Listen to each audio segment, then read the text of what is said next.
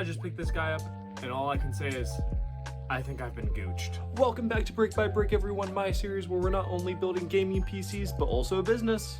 Let's get into it. The more I look at this, the worse it gets. For $250, we did make out pretty well, and we can go ahead and part this build out. We can make it last a build or two.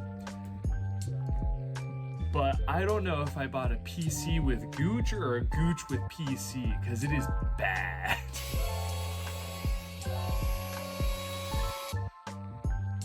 I wanted to try to clean this guy out before sticking my hands in there, but we don't have much of an option now. Start the time lapse.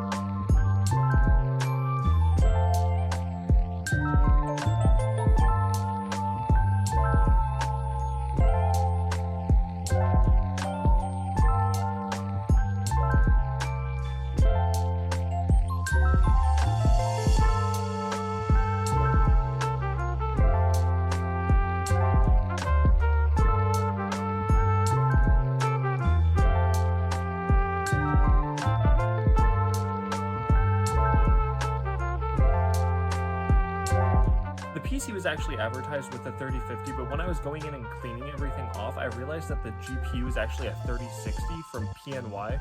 This thing retails for about $370. So with the GPU alone, we actually made all of our money back on this build. I'm either going to use it for a mid-tier build or just sell it outright because I can make some crazy profit off of this. And as for the rest of the parts that we got from this build, here they are. Man, today is just my day, guys. This PC right here, we built in episode 2. I just had someone offer me $650 for it, and the build costs were about $450, so that's $200 in profit. We're gonna get it sold to them tomorrow. And for today's build, I went ahead and pulled out of the gooch box the Gigabyte B450 Aorus Elite that was in it. And then because the games he said he was gonna be playing is like Minecraft and Roblox, it doesn't need to be anything crazy, so we went ahead and picked out an RX 580 8GB model and paired it with a Ryzen 5 1600. And then for RAM, I'll be using my last 8x2 kit of Vengeance LPX clocked at 3200 megahertz. I'm juicing today's build with an EVGA Bronze 80 Plus power supply. So that only leaves us with one thing left to do, and that's to flip it and stick it. Nice. All right, looks like we're good to go.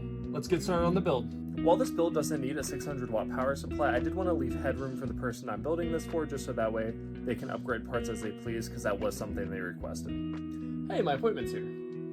Now, sadly, because Michael was in such a rush, I wasn't able to record any footage. However, I did get some photos, so bam, bam. We charged him $230 for a motherboard and CPU swap. His motherboard had died somehow. He wanted to upgrade his CPU. He also let us hold on to his old Ryzen 7 1700, so that's going to be pretty cool to use in a build in the future for $0. Okay, enough waiting. Let's get building. Now, I absolutely adore the Okinos Aqua 3, and so when this customer said they wanted to go ahead and try an ATX build, I jumped on the opportunity to go ahead and try out the Okinos Aqua 7.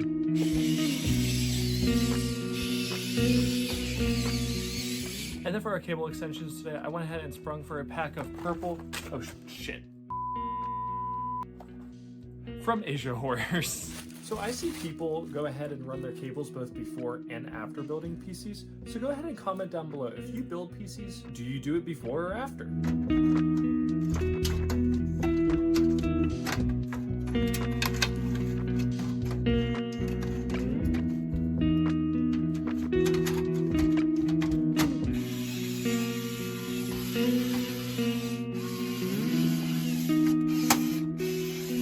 While I love that the Okinos Aqua 7 comes with reversed fan blades on the bottom to give it that extra aesthetic boost, it definitely loses points because you need to take the bottom fans out, not only to get to the headers, but also just to finish screwing in the motherboard all the way. So keep that in mind if you're gonna buy this thing. Okay, so sadly, even after removing the fans and trying to put them back while plugging in the bottom connectors, some of them blocked off the fan. So instead of removing the bottom middle one and making it look really janky, I reached out to the dude and he said to just go ahead and rip them all out.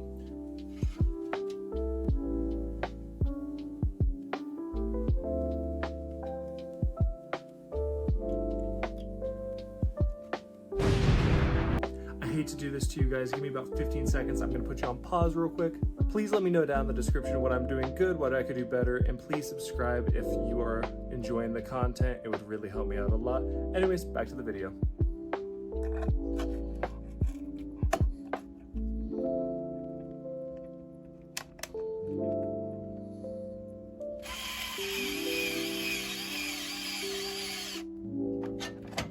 And then to go with our purple cable extensions, I also picked up a pack of Ergu neon lights.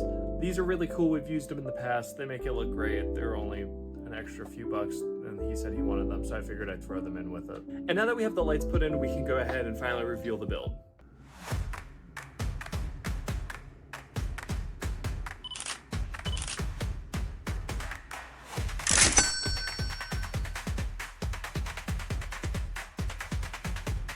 Now it turned out pretty well. Let's check out how it does in the benchmarks. All right, so checking out our farm mark right over here, we did end up getting about 79 max, 77 average, but we also had a low of 77. I'm not quite sure how that works. You would think the average would turn out to be 78, but hey, maybe we just got a lot of 77 frames. You can also see how our CPU handled up. However, if you wanted to see more in depth about how our CPU handled up, we could also take a look over here at the Cinebench for both multi and single core processing. While it did manage okay, it's definitely not as good as some of the other CPUs we've used in this series. However, for this being a lower end PC meant for running like Minecraft and Roblox, this CPU will be perfect. It will run perfectly fine. It'll be able to run esports game just fine as well. For heavier games, it's going to need to be ran at a bit of a lower resolution and or quality settings, but it should be able to run mostly everything at like medium settings. And there we have it. There is episode 4 of Brick by Brick, my PC building, company building, business building series. I hope you guys all enjoyed. If this is the first episode you've caught, go ahead and check out the playlist right here. This is going to have all the other episodes.